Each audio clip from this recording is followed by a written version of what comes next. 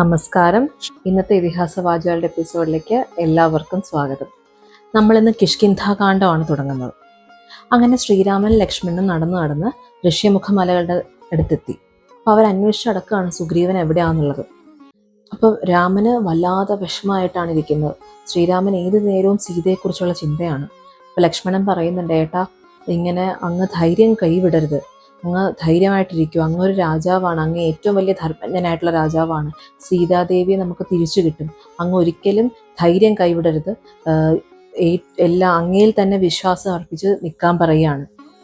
നമുക്ക് സുഗ്രീവനെ കണ്ടുപിടിക്കാം, സുഗ്രീവൻ്റെ സഹായത്തോടെയും സുഗ്രീവൻ്റെ വാനരപ്പടയുടെ സഹായത്തോടു കൂടി നമുക്ക് ഏടത്തിയെ തിരിച്ചു കൊണ്ടുവരാൻ ഏട്ടൻ ധൈര്യമായിട്ടിരിക്കാൻ പറയുകയാണ്. അങ്ങനെ അവരവിടെയൊക്കെ അന്വേഷിച്ചടക്കുക. അപ്പോൾ ഈ മലയുടെ മേളിൽ നിന്ന് വാനരന്മാർ കാണുന്നുണ്ട്. രണ്ട് മഹർഷിമാരെ പോലെ വേഷം ധരിച്ചിരിക്കുന്ന രണ്ട് ആണുങ്ങൾ വരുന്നു. അവരുടെ കയ്യിൽ ആയുധങ്ങളും ഉണ്ട്. അപ്പം ഇത് സുഗ്രീവൻ അറിയും. സുഗ്രീവൻ അറിഞ്ഞു കഴിയുമ്പോൾ സുഗ്രീവൻ്റെ കൂടെ ഹനുമാനുണ്ട്, ജാമ്പവാനുണ്ട്. അങ്ങനെ സുഗ്രീവന് സഹായികളായിട്ട് കുറച്ച് വേറെ ആൾക്കാരും ഉണ്ട്.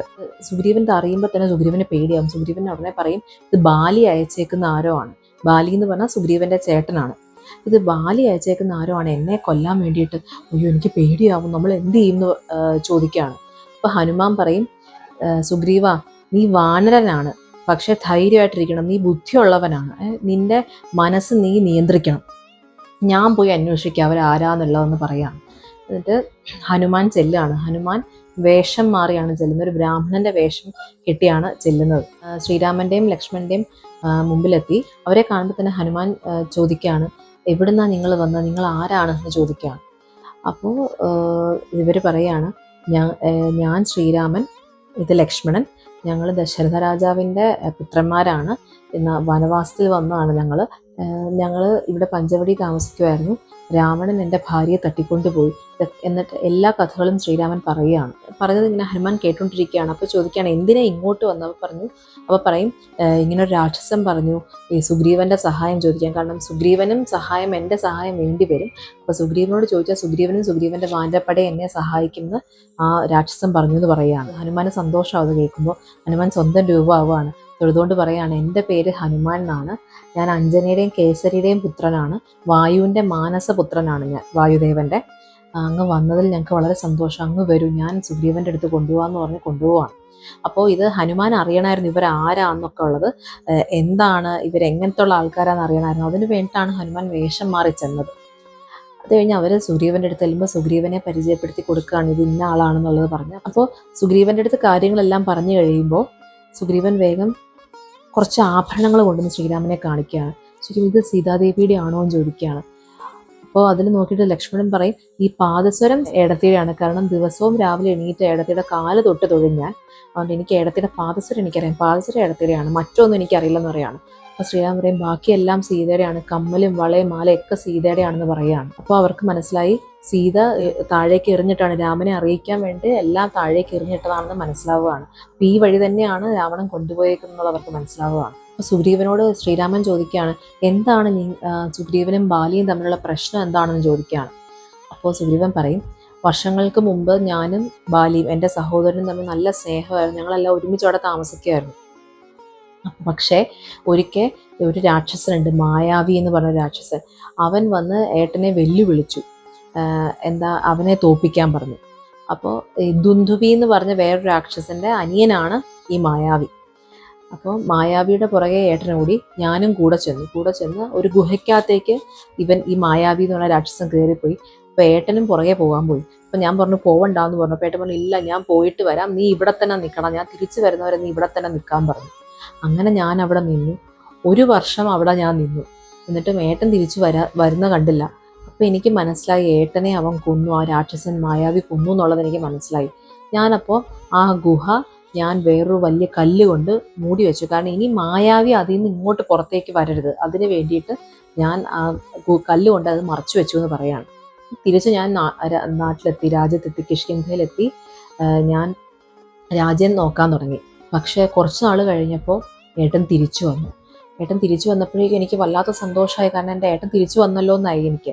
ഞാൻ ഏട്ടനോട് രാജ്യം തിരിച്ചെടുക്കാൻ പറഞ്ഞപ്പോൾ ഏട്ടന് ദേഷ്യം വന്നു. ഏട്ടൻ പറഞ്ഞു, നീ എന്നെ ചതിക്കുക ചെയ്തത്, നീ എന്നെ കൊല്ലാൻ നോക്കിയതാണ്, നിനക്ക് സ്വന്തമായിട്ട് ഈ രാജ്യം വേണം, അതിന് വേണ്ടിയിട്ടാണ് നീ എന്നെ കൊല്ലാൻ നോക്കിയതാണെന്ന് എനിക്ക് മനസ്സിലായി, നിന്നെ ഞാൻ കൊല്ലും എന്ന് പറയുകയാണ്. അപ്പോൾ സുഗ്രീവൻ കാല് പിടിച്ച് പറഞ്ഞു, ഏട്ടാ എന്നെ വിശ്വസിക്കണം, ഞാൻ ഒരിക്കലും അങ്ങനെ ചതിക്കില്ല. പക്ഷെ എന്ത് ചെയ്തിട്ടും ബാലിക്ക് വിശ്വാസമാവുന്നില്ല, എന്തൊക്കെ പറഞ്ഞിട്ടും ബാലി വിശ്വസിക്കുന്നില്ല. സുഗ്രീവൻ അതാണ് നല്ലത് കാര്യം ഉദ്ദേശിച്ചാണ്, അതായത് മായാവി തിരിച്ചു വരരുതെന്ന് വിചാരിച്ച് ചെയ്തതാണ്, ബാലി മരിച്ചു പോയി എന്ന് വിചാരിച്ചു എന്ന് പറഞ്ഞിട്ട് ഇതൊന്നും ബാലിക്ക് മനസ്സിലാവുന്നില്ല, ഇതൊന്നും ബാലിക്ക് വിശ്വാസമാവുന്നില്ല, സുഗ്രീവനെ വിശ്വാസമാവുന്നില്ല. സുഗ്രീവനെ അങ്ങനെ നാട്ടിൽ നിന്ന് പുറത്ത് വിടുകയാണ്, കൊല്ലും, നിന്നെ എന്നെ കൺമുമ്പിൽ കണ്ടാൽ കൊല്ലും എന്ന് പറയുകയാണ്. സുഗ്രീവൻ ജീവനും കൊണ്ട് ഓടുകയാണ്. അപ്പോൾ അങ്ങനെ ഓടി ഈ ഋഷ്യമുഖ മലകളിൽ വരികയാണ്.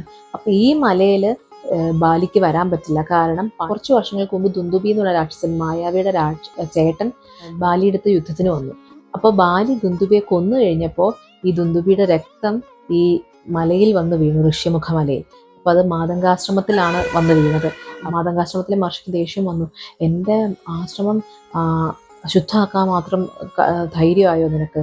ഇനി നീയോ നിൻ്റെ വാണ്ടപ്പടിയോ ഇവിടെ കയറി കഴിഞ്ഞാൽ അവരുടെ തല പൊട്ടിത്തെറിക്കും എന്ന് പറയുകയാണ്, അവർ മരിച്ചു പോകും എന്ന് പറഞ്ഞ് ശപിക്കുകയാണ്. അപ്പോൾ ഈ കഥയൊക്കെ പറഞ്ഞിട്ട് സുഗ്രീവൻ പറയാണ്, അതുകൊണ്ട് ബാലി ഒരിക്കലും ഇങ്ങോട്ട് വരില്ല, അതുകൊണ്ട് ഞാൻ ഇവിടെ എന്നും സുരക്ഷിതവാനാണെന്ന് പറയാണ്.